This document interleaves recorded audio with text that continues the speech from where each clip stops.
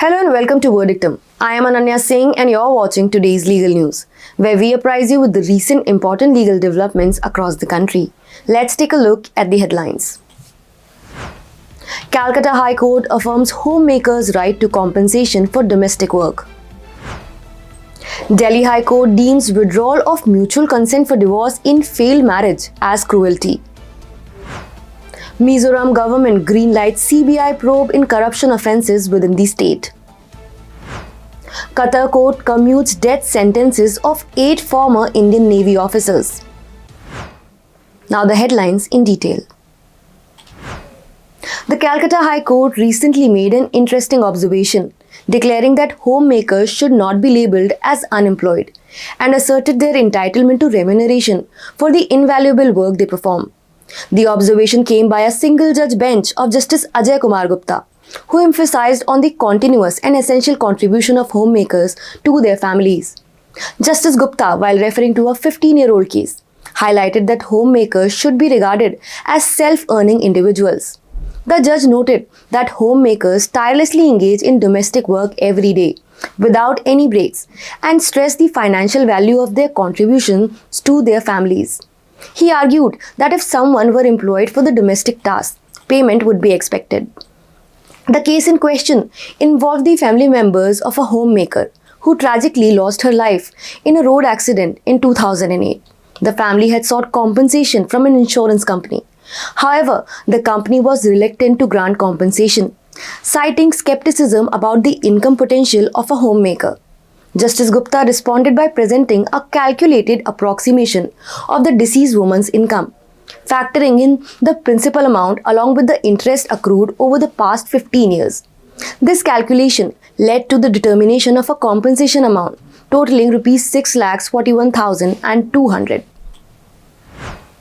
In a recent ruling, the Delhi High Court has affirmed the decision of a family court to grant divorce to a husband, while asserting that withholding mutual consent for divorce or unilaterally retracting such consent when the marriage has failed certainly is tantamount to cruelty to the other spouse.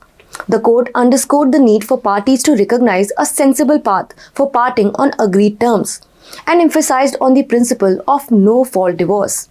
The case in question involved a mutual agreement for divorce, with a settlement reached between the parties. A demand draft of Rs 5 lakhs was also issued by the husband in favor of the wife.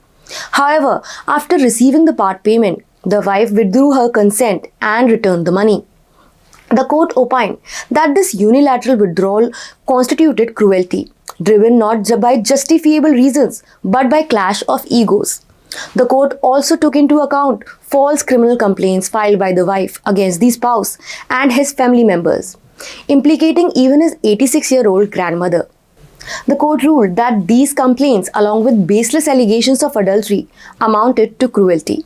The court further noted that this was a severe assault upon the character of the husband, his honor and reputation, representing the worst form of cruelty. The couple married in 2001 and separated after 13 months of marriage, leading the husband to file for divorce on grounds of cruelty.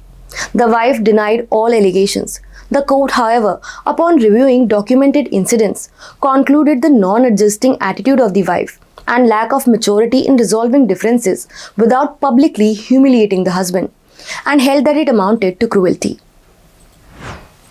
In a decisive move to eradicate corruption and ensure the welfare of its citizens, the Mizoram Government, led by the Chief Minister Lal Duhoma, has granted consent for the probe to be conducted by the Central Bureau of Investigation into corruption offences within the state. The official announcement was conveyed by way of a Gazette notification published in the State Gazette, which allows the investigation to proceed under the Delhi Special Police Establishment Act of 1948. The CM shared the groundbreaking decision via a post on X, affirming the government's unwavering commitment to eliminating corruption in Mizoram. In a recent development, a Qatar court has decided to commute the death sentences handed down to 8 former Indian Navy officers who were convicted on charges of espionage in October. The officers are now expected to serve substantial jail terms instead. The 8 Indian nationals were arrested by the Qatari intelligence agency on August 30, 2022, for spying for Israel in relation to a submarine program. However, the charges against them were not disclosed. The Qatar Court of Appeal reviewed the decision of death sentence passed by a court of first instance and decided to reduce the severity of the sentences imposed upon the Indian nationals. The Ministry of External Affairs has taken note of the court's decision and released a statement saying our ambassador to Qatar and other officials were present in the Court of Appeal today, along with the family members. We have stood by them since the beginning of the matter and will continue to extend all consular and legal assistance.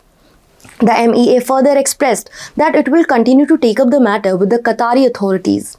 However, due to the confidential and sensitive nature of the case, making any further comments would not be appropriate at this juncture. That was all on today's legal news. Thank you and keep watching Verdictum and subscribe to our channel and download the Verdictum app on iOS and Android to keep yourself updated with authentic legal news.